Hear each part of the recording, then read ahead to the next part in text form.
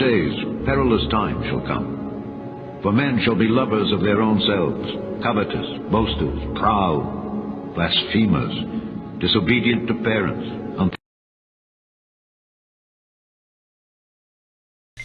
Hey everyone, welcome back to our channel. If you're new here, please subscribe. I'd really love that. If you're returning, how you doing? What we're going to be talking today about is the food shortages that are here and that are only going to get worse this year, okay? If you were hoping that this new year would mark a renewed era of abundance for the U.S. food system, guess what? Bad news. The various food shortages that defined the past 12 months with butter, baby formula, eggs, are not only expected to continue, but it's also been predicted that they're only going to get worse for 2023. An economic recession is here. It's here to stay for quite some time.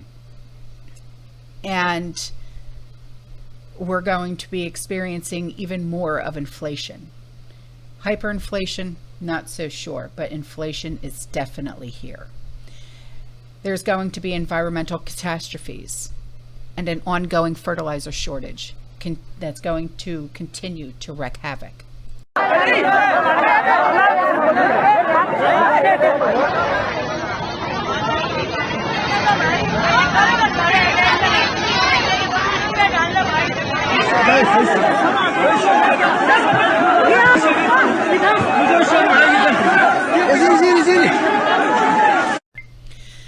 Now, there's a Tennessee farmer by the name of Stephanie Nash. She said that she believes that 2023 is going to be rough, worse than this year, speaking of 2022. She said, we're going to have a supply chain shortage. We're going to have an increase in our food prices at the grocery store.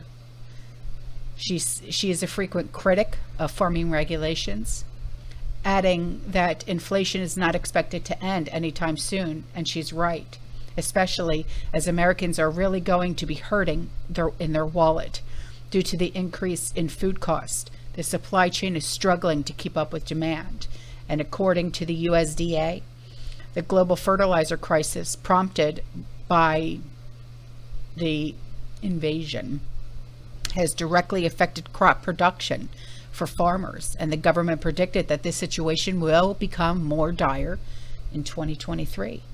And it's just crazy. I think the USDA needs to do a better job of implementing programs to feed Americans, to support American grown, and just be stronger. You know, you look at the markets, you look at imports and exports, we continue to support other countries, and we're not even supporting the American people.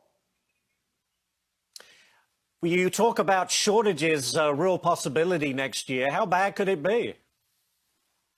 You look at Ukraine, you look at Russia, you look at what's going on in the Netherlands. I think there's going to be a lot of food shortages next year. You know, Americans go to the grocery store with confidence. They can get the food that they need. And I think we take for granted what farmers and ranchers do around this country. We take for granted the products that we produce, the wholesome products that we produce here in America. And we need to rely on that. We need to protect our rural communities and look for a future that is stronger in our food security. No, we're not going to see any change in the U.S. market for food prices for Americans. You know, we imported 57% more from Brazil for beef, 12% more in Mexico.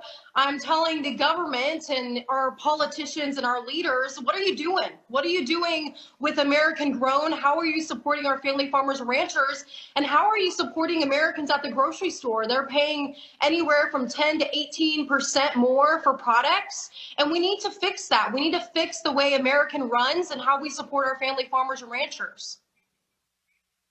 You know, now, unfortunately, increasing environmental disasters are also contributing to the food shortages in a major way. And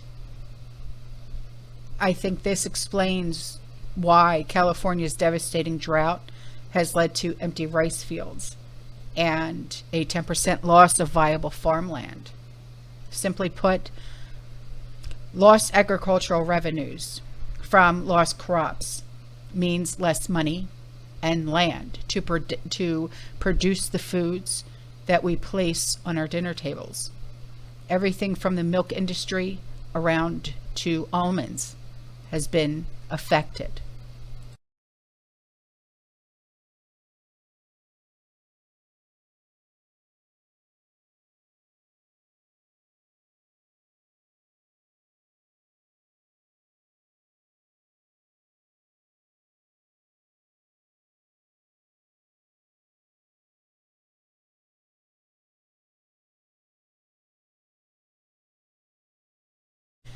And if that wasn't enough doom and gloom for you,